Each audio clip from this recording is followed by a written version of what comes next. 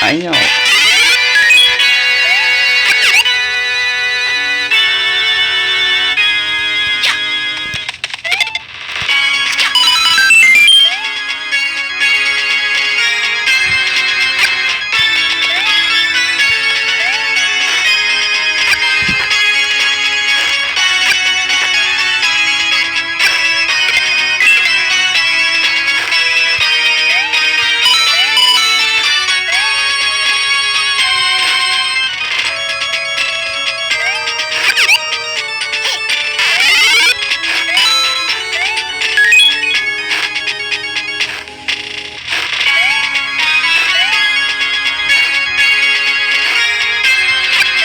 Isso é difícil demais, véi!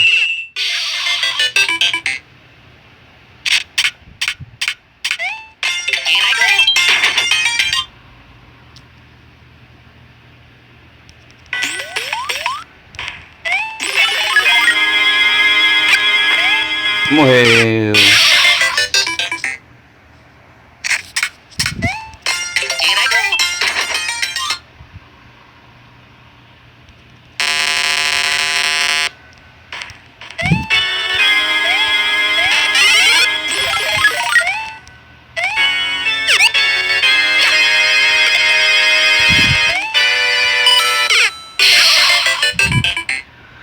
Tem que esperar.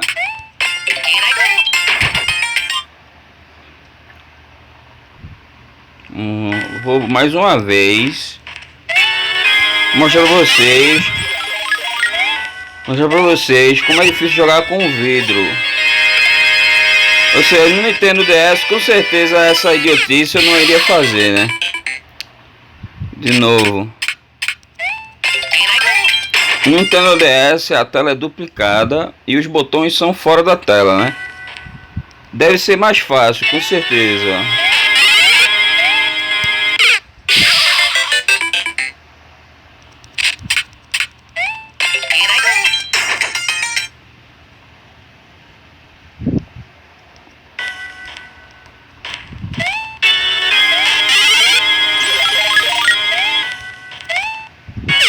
O esquema é o seguinte, vamos lá, o padrão é esse, né? Eu gosto de às vezes acertar.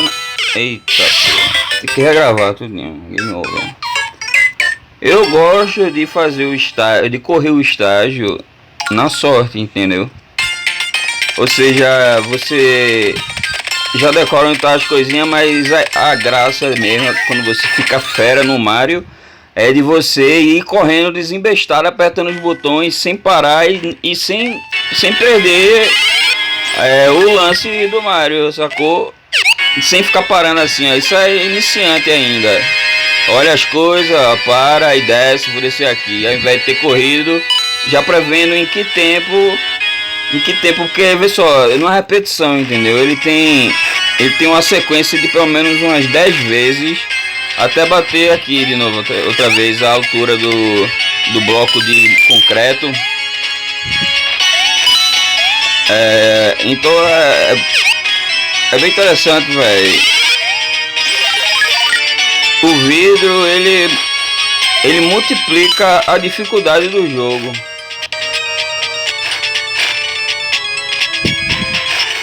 O vidro deixa tudo mais difícil, tá vendo? Quer dizer, para esse jogo, né, que ele é uma adaptação do Nintendo DS para o Android. É uma emulação, né? O Nintendo DS eu nunca joguei no Nintendo DS de verdade, aparelhozinho.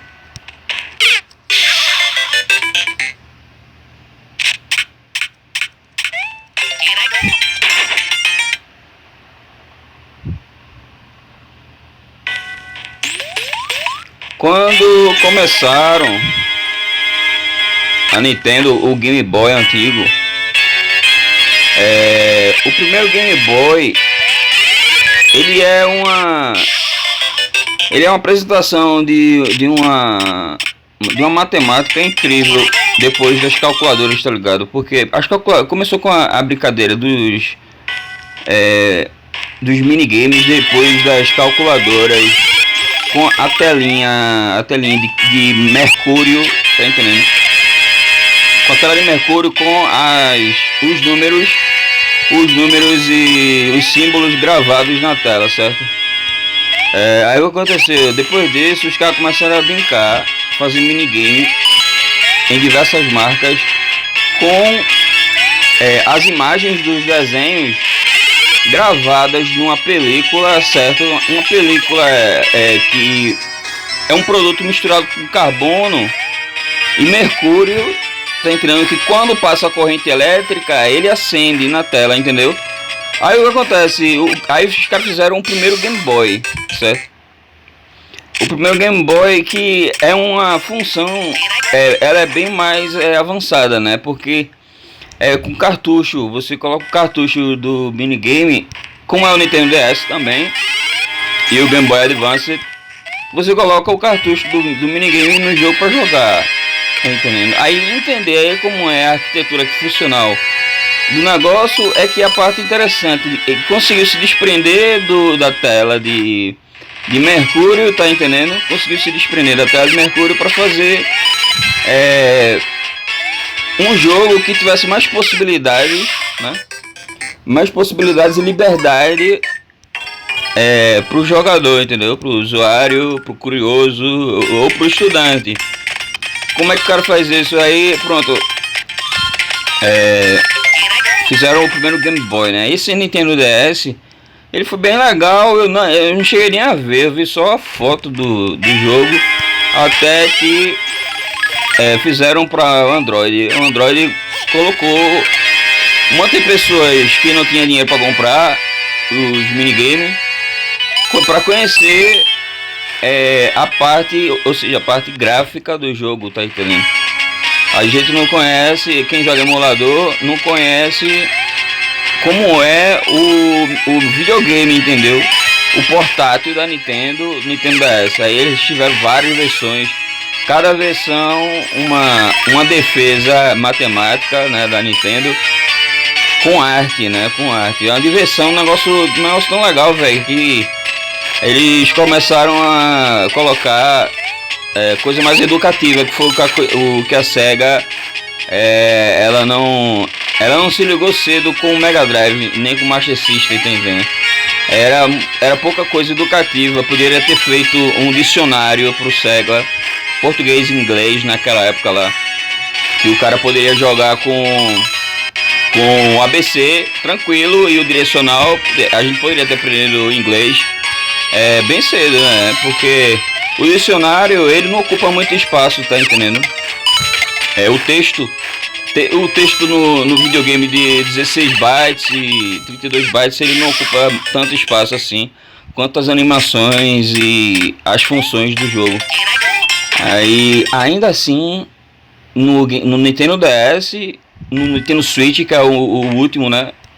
O último que fizeram, que é impressionante, o Switch, ele tem toda a tecnologia que o cara imaginar num portátil só. É o eletromagnético com a ciência matemática, a porra toda, tá entendendo? É o Nintendo Switch. E por isso que é caro, entendeu? Você quer não saber por que é caro, então essa é a minha explicação mais básica jogando. Do que eu entendo, porque eu já joguei um Game Boy antigamente, um amigo meu tinha um Game Boy, aí eu joguei no Game Boy, eu conheço o Game Boy. E nunca mais eu joguei um Game Boy, tá entendendo? Eu passei uma semana jogando Game Boy. E esse meu amigo passou uma semana com o meu Mega Drive. Quando ele foi me devolver o Mega Drive, eu disse, deixa eu ficar mais uma semana com o Game Boy. Ele, não, eu quero meu Game Boy de volta. Eu quero o Mega Drive não. Aí eu devolvi o Game Boy pra ele e fiquei com o meu Mega Drive. Super contente com o Mega Drive de novo, mas inesquecível o Game Boy. Mesmo com aquele jogo com os gráficos de 4 bytes, ou são 8 bytes parece. São 8 bytes de gráfico. Ou seja, são 4 bytes de áudio e 4 bytes de vídeo, entendeu? como é, como é a tela do Game Boy. Eu vou explicar a tela do Game Boy como é. Ele é cheio de pequenos pixels gravados na tela dessa mesma tecnologia do tempo das calculadoras e relógios digitais, entendeu? São centenas, milhares de pequenos pixels, são uns quadradinhos de mercúrio gravado numa película, certo? Toda essa revolução do celular que chegou até hoje, inclusive o iPhone, passou antes no Game Boy, entendeu, né, irmão? Antes no Game Boy. A Sega fez o Game Gear depois, que foi o engrenagem também para novas tecnologias. Aí o que aconteceu? O Game Boy, ele era dessa tecnologia que era a mais avançada de todos os minigames que tinha na época, né? Explicando para vocês como é que funciona a tela, né, do relógio digital. A tela do relógio digital funciona desse jeito. Por exemplo, eu pego uma película de plástico, entendeu? E vou com uma agulha, com a ponta da agulha melada de cola, desenho os números, certo? Desenho os números com a ponta da agulha melada de cola. Nessa eu vou pegar um carvão e rapar o carvão, certo? Eu vou rapar o carvão até ele virar um pó. Esse pozinho eu vou jogar em cima da película de plástico. Tá entendendo? E você vai ver que vai ficar ali gravado os números do que eu desenhei com cola, o carbono, não, o carvão, pó de carvão, ele vai ficar gravado, certo? Aí o que acontece? Essa é a explicação básica. Agora, como é que funciona os relógios digitais? Não é com carvão, né? Não é com carvão, nem é com a cola comum. É outro tipo de material que eles usam, refinado já, né? É um material já refinado, ao qual onde as diretrizes XY, que é a altura e largura do telefone, vai passar uma corrente elétrica de 1 bivolt. Tá entendendo? Esse 1 bivolt acende o mercúrio, tá entendendo? Com o positivo e o negativo ligado. Então, essa é a explicação básica do amperímetro, do relógio e de todos os equipamentos que ainda existem da mesma forma, mesma qualidade. Tá entendendo? Aí o que aconteceu? Os caras começaram a brincar com outras possibilidades. Ao invés de fazer os cálculos matemáticos usando os algoritmos gravados, inclusive na placa lógica da calculadora, os algoritmos estão gravados, entendeu? Como esses algoritmos são gravados é o que eu não sei ainda. Tá entendendo? A possibilidade de ser gravado os algoritmos e você fazer um cálculo com cosseno, tangente, essas paradas tudinho dentro de uma calculadora. Mas um minigame, os caras saíram dessa. Talvez os que não conseguiram fazer os resultados de fazer a calculadora dentro da sua sala de aula, os caras pegaram e fizeram um joguinho de macaco pegar banana, entendeu? Aí os caras, mesmo era pra ser uma calculadora, e começou todo mundo a rir com o minigame, tá entendendo? O primeiro minigame, né? O cara fez um macaco pegar banana, que foi o que gerou o primeiro Donkey Kong, tá entendendo? Primeiro Donkey Kong, depois do Donkey Kong veio o Mario, mas começou com o macaquinho. E essa é a explicação básica de como funcionam telas de mercúrio, né, mais antigo, que generou toda essa geração de plasma, de cristal líquido, tá entendendo? Ao qual as imagens não estão mais gravadas, elas estão livres, funcionando, entendeu? Aí o que acontece? Esse controle joystick que vocês estão vendo na tela, ele é uma virtualização, né, do que seria o que eu estou dizendo a vocês, os comandos, entendeu? Porque por dentro do plástico lá tem uns conectores que só faz conectar o positivo com o negativo, o direcionar para cima, para baixo, para o lado, para o outro, aí, entendeu? É uma conexão positivo e negativo que tem por dentro, que vai direcionar na tela a função que o usuário está procurando, tá entendendo? Né? Ou seja, o usuário ele estava condicionado no direcional em 2 botões, que é o exemplo do Master System, né?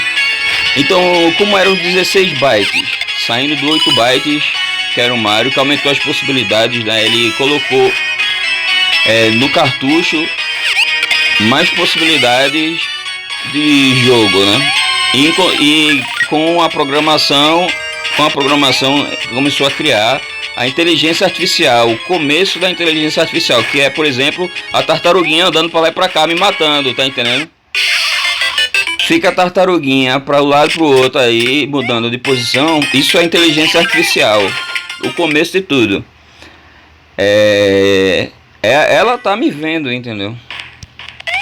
A tartaruga, essa não. A ideia é essa, que parece que ela tá me vendo, mas ela vai pro outro lado, tá entendendo? Ela tá programada a andar. Dentro da programação tem dizendo o seguinte: pronto, esse